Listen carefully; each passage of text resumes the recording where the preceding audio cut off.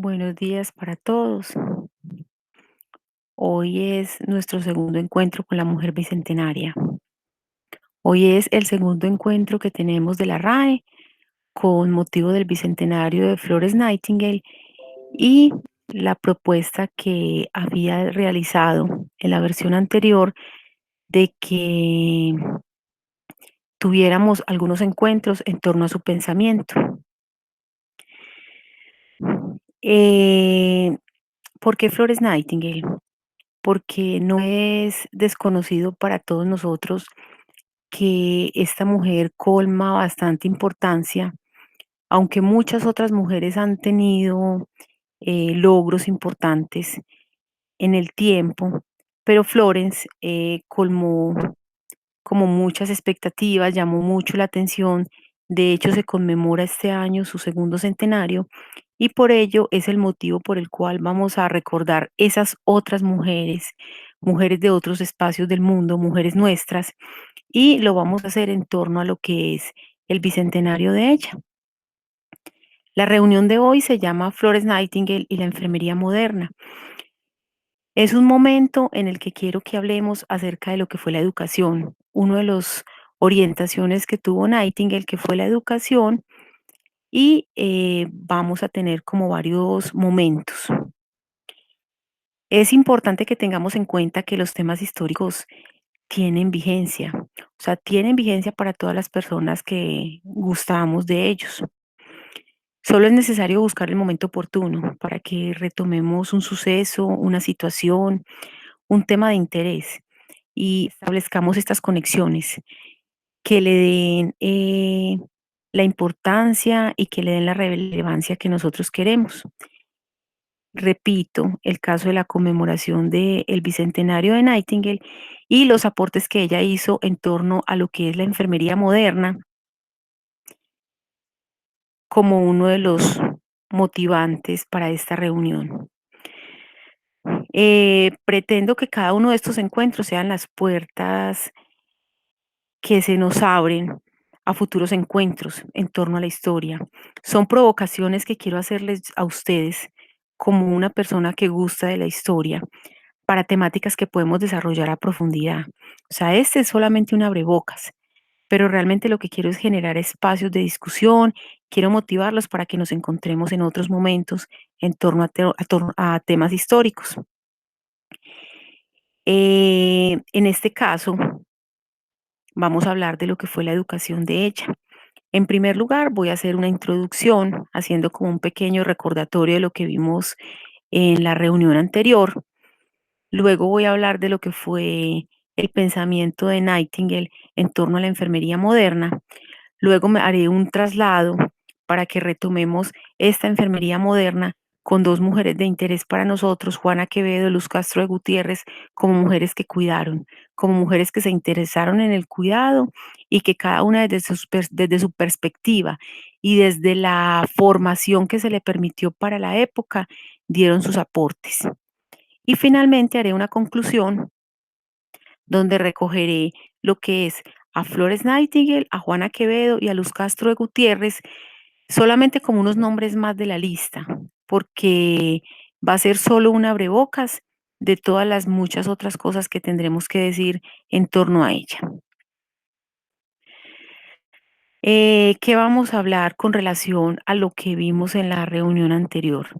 Recordemos que en la reunión anterior yo les hice una propuesta en el cual les dije que tomáramos el referente, que tuviéramos una disculpa, que fuera Flores Nightingale y lo que fue la pertenencia de ella a una clase social, lo que fue su participación política, lo que fue la salida de la mujer del espacio doméstico en cabeza de ella al espacio público en la guerra de Crimea, ella empoderada de esa salida y lo que fue la educación.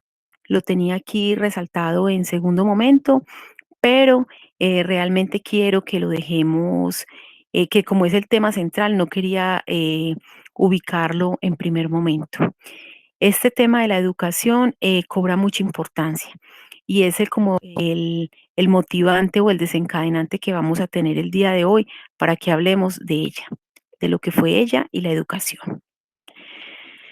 Entonces, es importante que empecemos hablando de lo que somos hoy. Hoy nos ubicamos en un periodo moderno, en un periodo contemporáneo, perdón. Hoy la enfermería se ubica en un periodo contemporáneo y tenemos unos desencadenantes o unos elementos que son de importancia y que quiero que tengamos en cuenta. Ustedes pueden pensar y decir, bueno, ¿qué tiene de relevante y por qué empezamos por acá?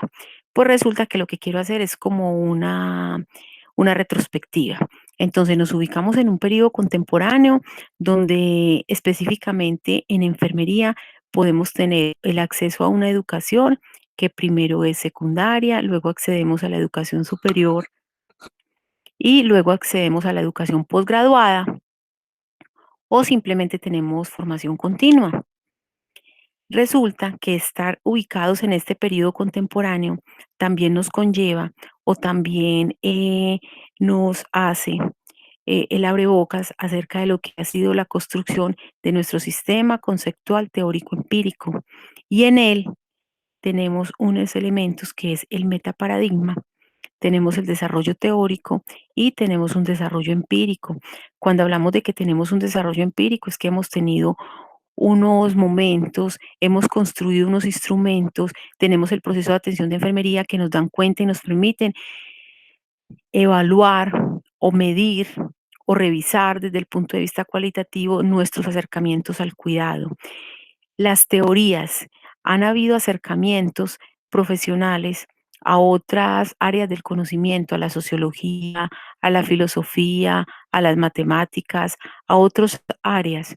Y esas otras áreas del conocimiento nos han dado las suficientes herramientas con sus pensamientos para que hagamos nuestras propias construcciones, para que construyamos nuestras propias teorías. Y nosotros nos hemos inventado en algo que es nuestro paradigma, nuestro metaparadigma, o sea, lo que son los cimientos, lo que son nuestras bases, cómo tenemos la construcción, cómo vemos el ser humano, cómo vemos el ambiente, cómo es nuestro desarrollo en el mundo, o sea, cuáles son los logros que hemos tenido. Y es precisamente lo que marca la diferencia de lo que de lo que es el periodo contemporáneo a lo que fue el periodo moderno. Esto puede parecer poco novedoso y puede parecer de lo cotidiano y puede parecer como un día más, pero cuando hacemos una revisión a este enmarque o a este resalte que hice yo acá, educación secundaria, educación superior, resulta que no siempre fue así.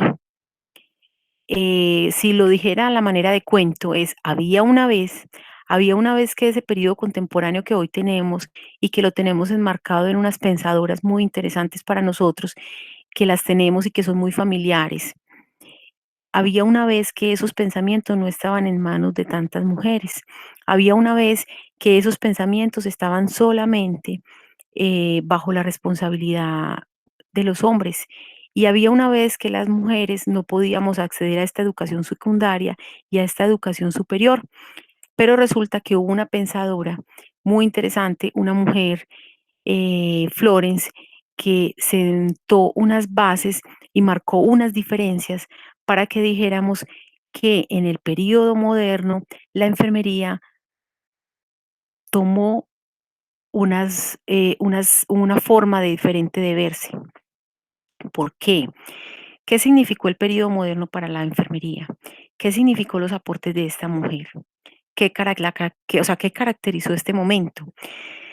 Es aquí donde nuestra mujer bicentenaria, como cariñosamente me gusta decirle, da sus primeras lesiones, su tenacidad, su carácter. Ella fue una mujer atípica, atípica para su clase, o sea, ella simplemente se pudo haber ocupado de hacer parte de una clase social alta y como tener todos estos beneficios, pero ella se ocupó.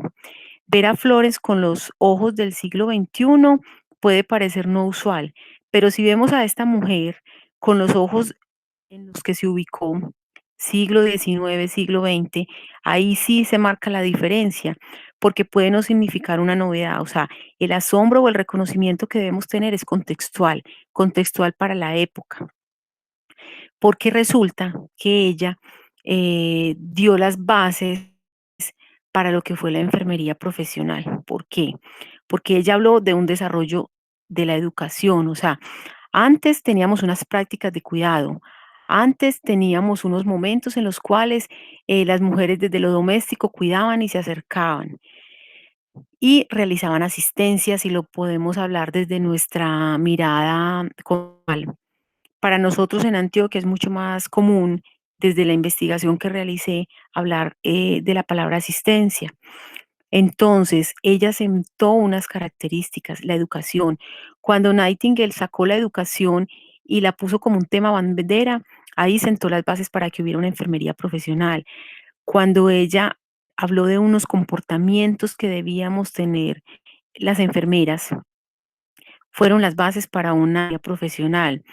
Cuando ella habló de la participación en una organización profesional, cuando ella pretendió que se le diera continuidad a la educación, cuando habló de la comunicación, o sea, todo ello fueron las bases para hablar de enfermería profesional, el hablar de la autonomía y la autorregulación. Aunque Nightingale se apoyó, como lo vamos a ver en su formación, en la escuela que ella lideró, fue liderada por médicos y, o sea, no, tuvo el aporte de los médicos y tuvo el aporte de la comunidad religiosa, pero fue liderada por enfermería. Esa autonomía y esa autorregulación fueron las bases que se sentaron.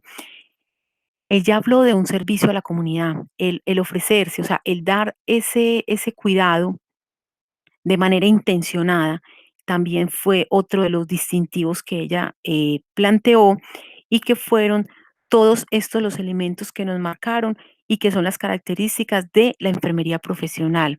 Hoy en día todos estos elementos los podemos encontrar en los textos que se han publicado y en todas estas pensadoras que yo les planteaba a ustedes en la diapositiva anterior. O sea, los podemos encontrar en su lengua nativa, en inglés. Y es bueno que nosotros empecemos como a hacer todos estos logros y los empecemos a llevar a lo que es nuestro contexto. Entonces, hoy los encontramos en inglés, mañana sería la pretensión los encontráramos en habla hispana.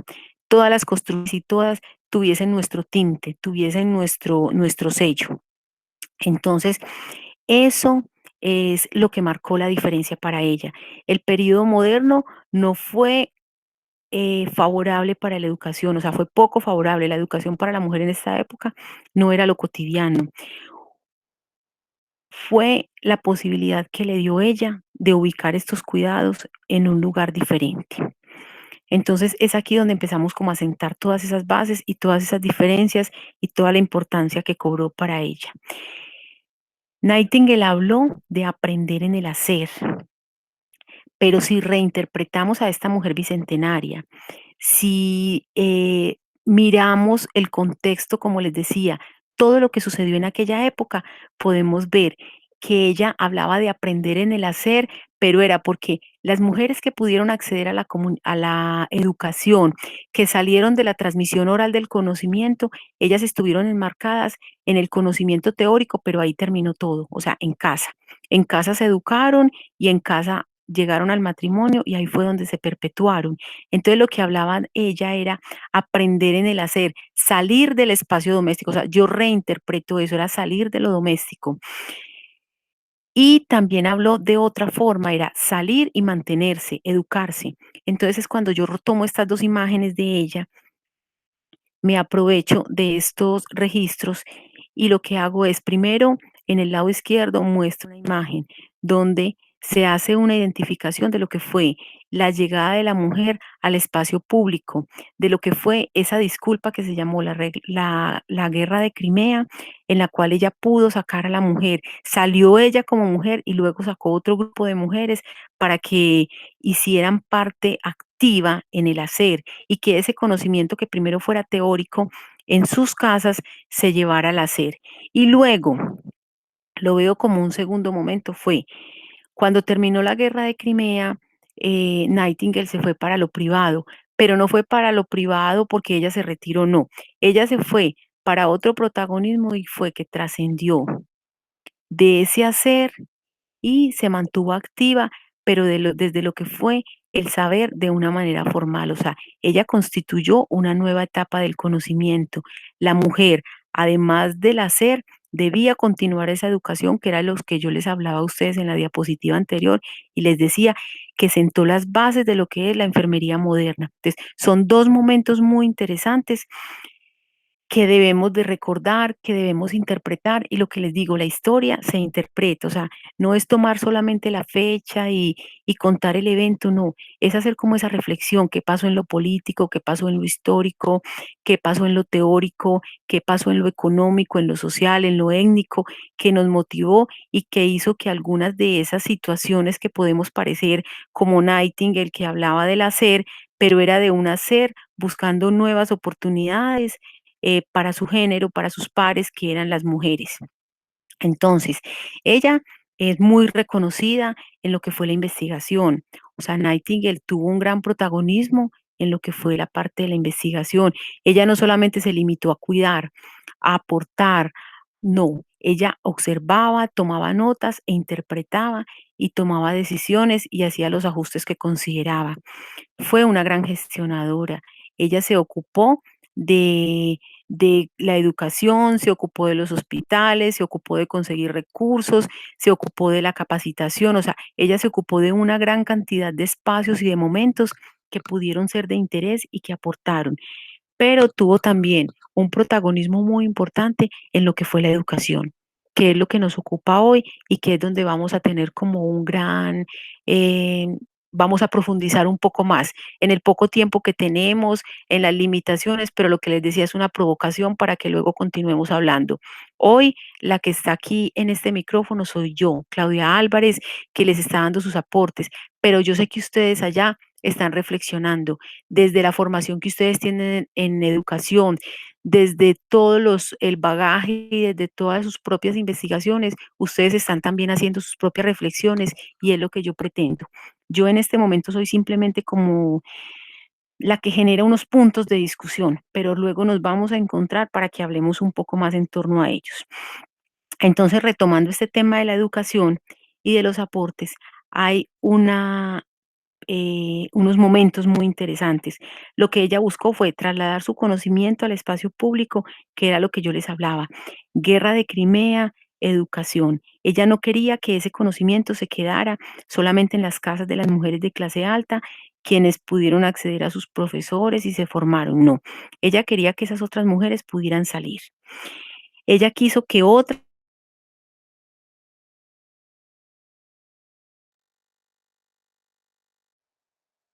se quedó inicialmente en Nightingale, pero luego, en un momento posterior, aún por encima como de las restricciones que pudo tener por su familia, ella sacó ese conocimiento y luego lo trasladó a los demás.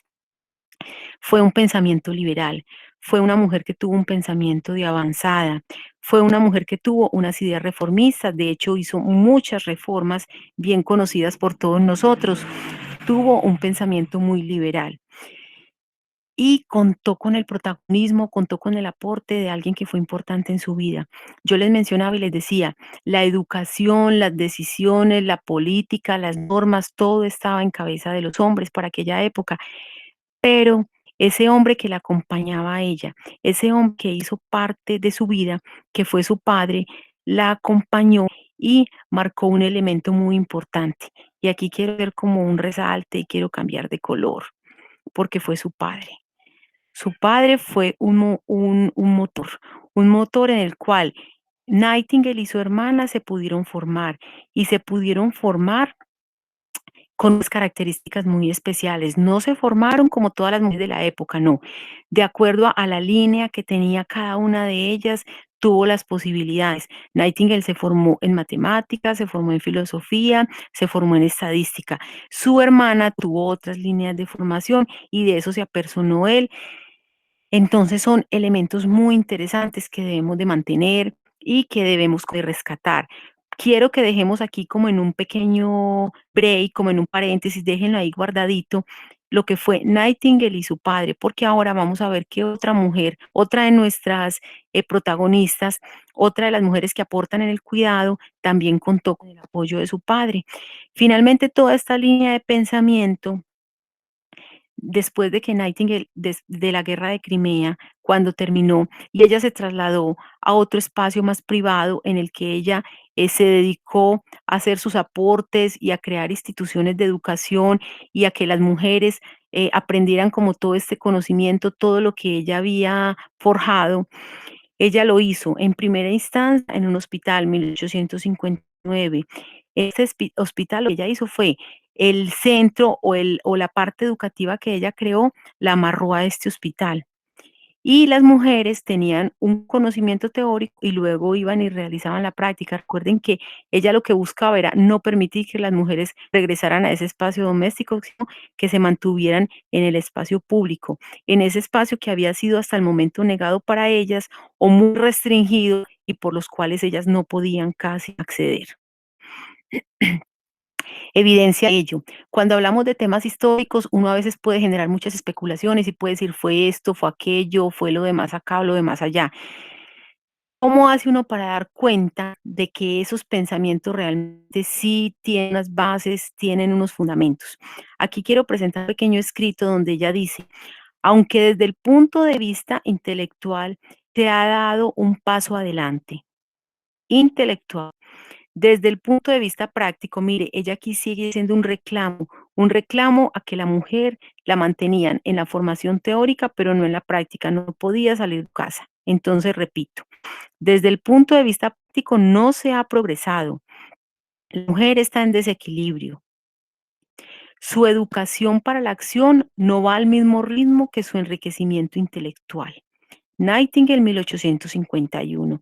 Entonces era el reclamo que ella hizo en muchos escritos, o sea, una gran bondad que tuvo la formación que ella tuvo y el apoyo con el que ella contó de su padre fue porque ella pudo llevar, o sea, su pensamiento no solo se quedó ahí, no solo una transmisión oral como lo tuvieron que hacer otras mujeres, su pensamiento se fue a los escritos, a las cartas, a todas las publicaciones que ella hacía y todas esas publicaciones que ella hizo a través de las cartas que envió a sus seres queridos, a sus amigos o otros manuscritos que quedaron de ella hace un reclamo y donde ella dice, la mujer está en desequilibrio.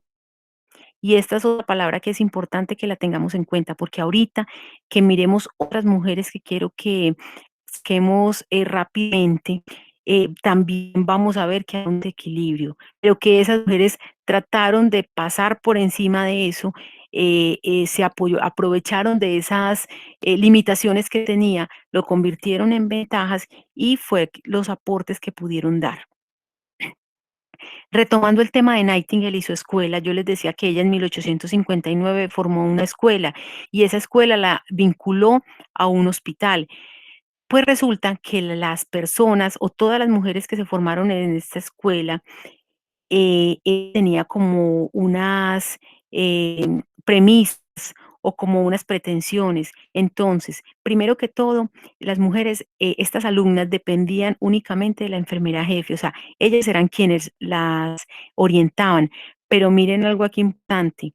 Este lugar era una escuela, les proporcionaba un hogar. Y aquí quiero que pensemos, esto es familiar para ustedes. La formación que nosotros tuvimos en Antioquia en enfermería estuvo vinculada a a una institución que albergaba a estas mujeres que estaban en formación. Esta institución de Nightingale estaba a cargo, la instrucción estaba a cargo de monjas y médicos. Este tema es familiar para nosotros. En Antioquia o en otras ciudades de Colombia, porque sé que nuestra RAE tiene acogida en muchos lugares de Colombia. Quiero que lo piensen. Las monjas y los médicos tuvieron injerencia en Colombia en estas formaciones. Creo que son abrebocas muy interesantes que debemos tener en cuenta. La evaluación también estaba a cargo de estas monjas y de la enfermera jefe que las guiaba. Esas fueron como las premisas, las directrices que Nightingale sentó y que finalmente las directrices dieron la vuelta al mundo y nos impactaron también a nosotros. Aquí es una duda que me queda, pero lo hablo por desconocimiento investigativo. Las alumnas tenían un salario mínimo. Ella se apersonó de eso, de que el salir de lo doméstico, en lo doméstico no se tiene un salario, en lo público sí. Ella se aseguró de que eso pudiera ser una realidad para ellas. Y algo muy importante de lo que ella también se ocupó era que la formación que ella daba, el sistema Nightingale de formación, fuera replicado en otros hospitales. O sea, que este conocimiento no se quedara ahí, sino que este conocimiento tenía que trascender, se tenía que ir a otros lugares. Yo he sido reiterativa en varios momentos y les he dicho, debemos de revisar la historia contextual. Hemos hecho unos acercamientos a lo que fue el pensamiento y a lo que fue los aportes de Nightingale y la enfermería moderna allá donde ella perteneció. Ahora quiero que hagamos un viaje, un rápido viaje de esos virtuales que estamos haciendo en esta época y nos traslademos hacia lo que es América. Sabemos que en América del Norte se consiguieron logros muy importantes de enfermería moderna y ellas nos hicieron unos grandes aportes que nos dieron el salto a la enfermería contemporánea. Pero para este tema de la enfermería moderna, quiero que nos centremos acá. Me queda un poco grande el círculo, ¿cierto? Pero quiero que nos centremos un poco más y miremos lo que fue Colombia. Y específicamente me voy a detener un poco más en lo que es Antioquia. Cuando hacemos este salto, ¿qué pasó? ¿Qué pasó? Pues les voy a pedir que acá tengamos unas reflexiones antes de que pasemos a ese qué pasó. Resulta que hubo dos elementos de mucha importancia. América, finales del siglo XV, siglo XVI, estuvo en un proceso que fue la colonización. Y luego, para el siglo XIX, estábamos viviendo otro momento que fue periodo de independencia, 1800. Resulta que ese 1800 coincide con Nightingale. O sea que Nightingale en su tierra estaba haciendo unos progresos y estaba creciendo, se había educado y estaba trabajando por la educación de otras mujeres. Y porque hubiese una educación formal y porque hubiera un sueldo y porque hubieran unos reconocimientos. Pues resulta, nosotros aquí en nuestra tierra estábamos ocupándonos de otros momentos muy interesantes que fueron la parte de la independencia posterior a a la colonización. Si nosotros nos estábamos ocupando de esto, posiblemente no teníamos mucho tiempo para ocuparnos de otros aspectos. Y como no teníamos mucho tiempo, las mujeres que hemos sido las abanderadas del cuidado y que hemos sido las reconocidas, estábamos tratando de trabajar con todo lo que tenemos en nuestro entorno. Estábamos tratando de acceder a la educación, estábamos tratando de buscar de que nos dejaran salir del espacio doméstico, porque resulta que en nuestra tierra, desde la parte de la economía, la política, el espacio social, estaba en manos de los hombres también, estos tres, en el espacio público. Y resulta que luego del periodo de colonización, nosotros, étnicamente hablando, ya, aparte de que desde muchas perspectivas no éramos los mismos, de la etnia también, había una población que inicialmente era nativa, pero posterior a todos estos cambios, había un grupo que se llamaba blanco, había un grupo que era afrodescendiente, quedaban todavía unos pocos nativos y quedaba una mezcla grande, mulatos, ambos, todas estas etnias que ustedes saben que resultaron de todas estas mezclas. Entonces, nosotros nos estábamos ocupando de resolver todo este tipo de situaciones. ¿Y en qué quedaba la educación? Aquí nos tendríamos que quedar mucho. Y todas las personas expertas en el tema de la educación saben que hubo una educación que primero fue pública, que se privilegió la educación privada, que la clase social alta fue quien pudo acceder, porque aquí tengo también que hacer un llamado y es, antes nosotros en periodo prehistórico teníamos un mismo grupo, Luego del periodo de colonización, nosotros también nos empezamos a diferenciar por clases sociales. Entonces teníamos una clase social alta, teníamos una clase social media, luego había surgido una clase, eh, perdón, estábamos en clase social alta, teníamos clase social baja. Y en medio, todos estos cambios que se estaban dando, todos estos progresos que se dieron en Antioquia, este proceso del surgimiento industrial dio las bases para una nueva clase que fue la clase media. Estas diferencias de clases sociales se influyeron demasiado en lo que fue el tema de la educación y lo que fue el tema de la educación en la mujer. La mujer solamente podía acceder a la educación oral en clase baja, o sea, la mujer solamente transmitía el conocimiento por medio oral. Las mujeres de clase social media y las mujeres de clase social alta accedían a la educación, pero en las mismas reglas de juego que Nightingale. Era una educación en la cual las mujeres desde el espacio doméstico se formaban y se formaban era para el matrimonio. Y en esa educación ellas aprendieron lo que fue la moral, aprendieron lo que fue la costura, aprendieron lo que fueron los buenos modales para perpetuar su maternidad. Entonces, si nos estábamos ocupando de toda esta cantidad de situaciones, créanme que no teníamos mucho tiempo para otros logros. Entonces, la mujer partícipe del espacio público no podía ser.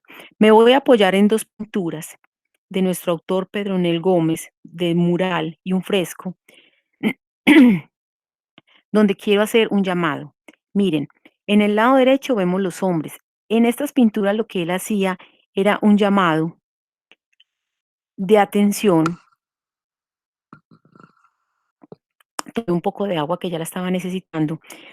Él hizo un llamado de atención acerca de lo que fue la participación. Entonces, vemos que el espacio público estaba colmado por los hombres. Estoy en este momento aquí graficando, haciendo un pequeño círculo y vemos que aquí estaba la toma de decisiones en manos de los hombres. Y en la parte inferior, aquí también vemos otro grupo de hombres. Ellos se ocupaban de lo que era el gobierno, la toma de decisiones, de lo que fue la clase social, de lo que fue la conformación de instituciones. Todo esto estuvo a cargo de ellos. Mi garganta se está afectando un poco. Y la mujer, entre tanto, hacía parte del espacio doméstico. Vemos todo este grupo de mujeres aquí que se ocuparon del espacio doméstico y miremos cómo estaban.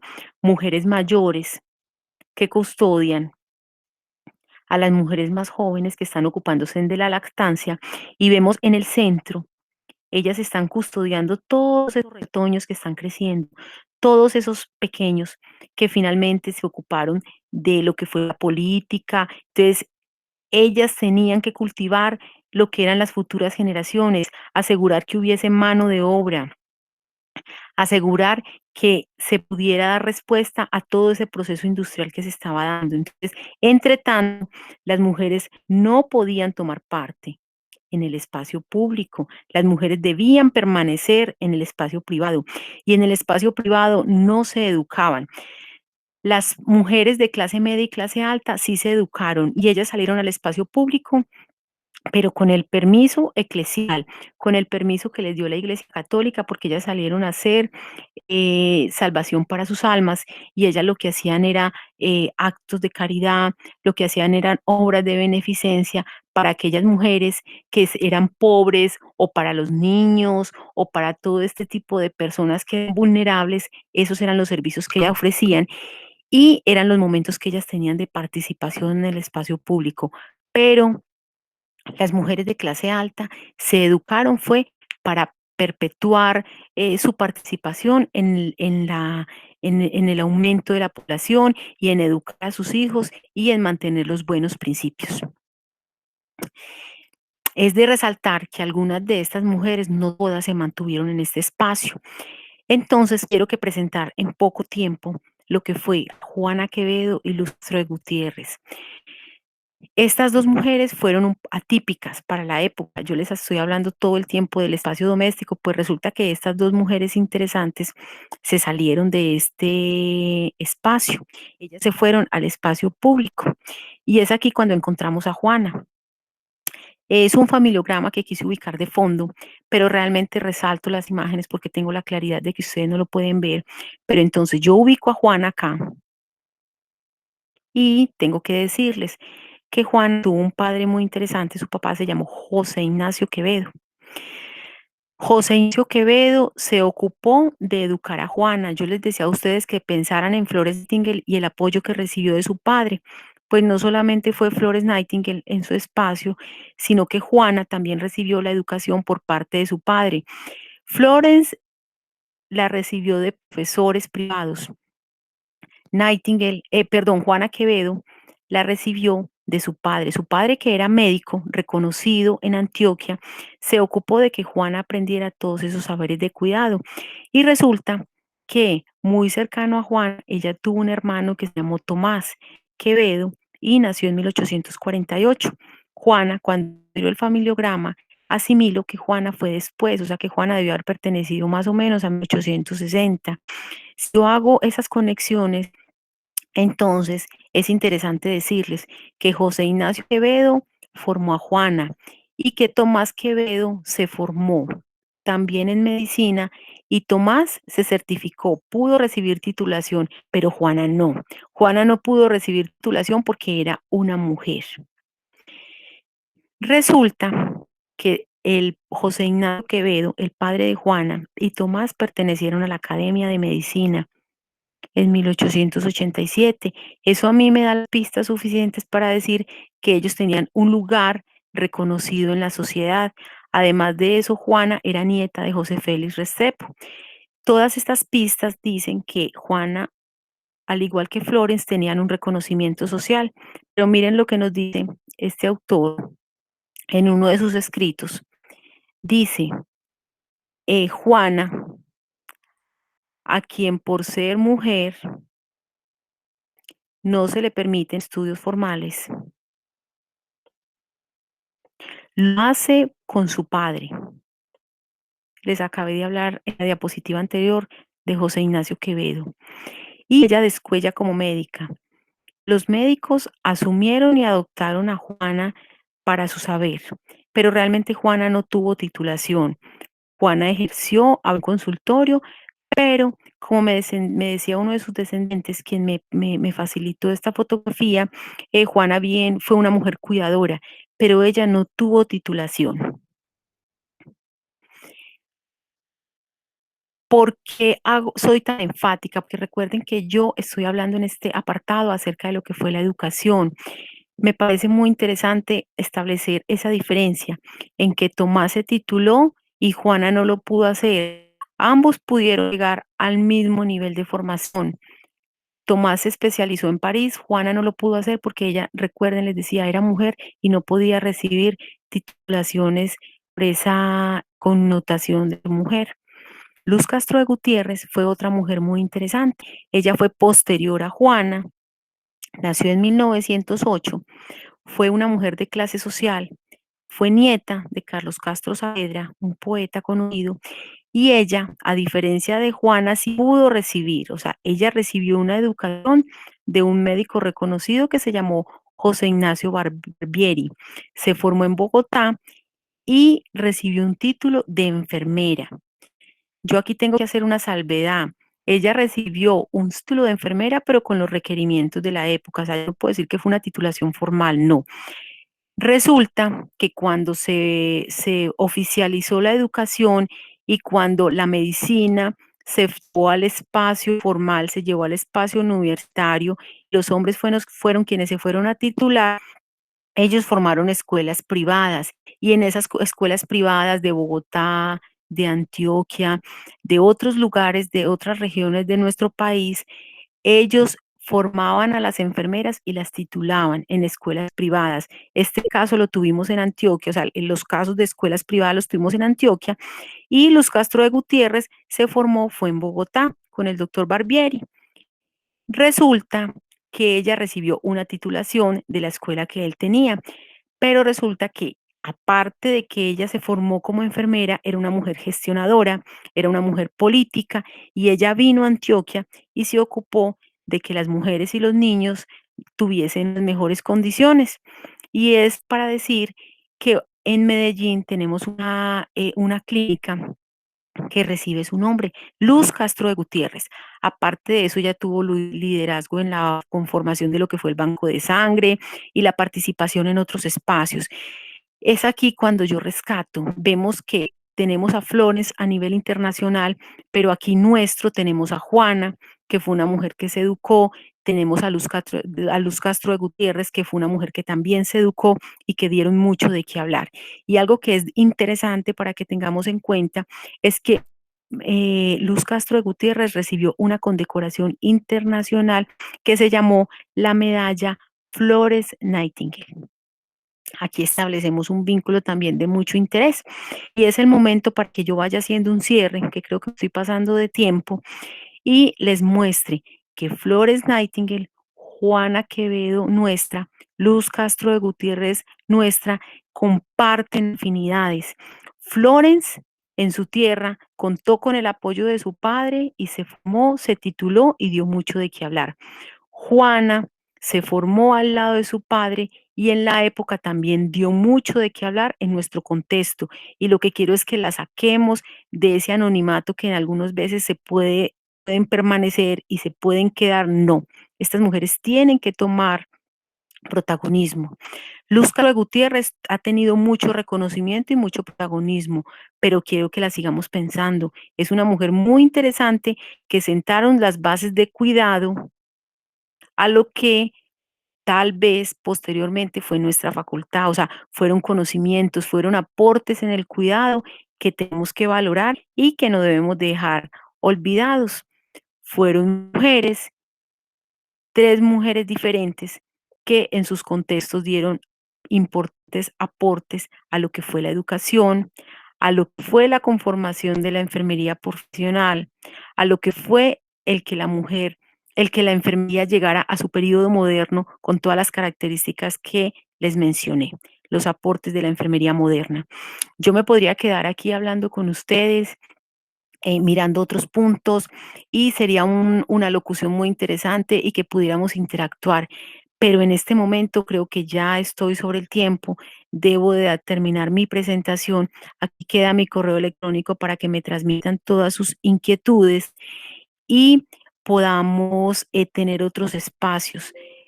Convoquémonos eh, en otros momentos, convoquémonos y reunámonos, que sean simplemente los abrebocas, que nos den la participación y que nos den las herramientas para que podamos seguir reuniendo en torno a lo que es la enfermería. Hasta aquí tengo mi participación para con ustedes el día de hoy. Espero que haya sido de su agrado. Por favor, reunámonos en la tercera versión donde vamos a hablar acerca de lo que fue el componente religioso de Flores Nightingale. Les doy un abrazo muy grande virtual. Hasta pronto.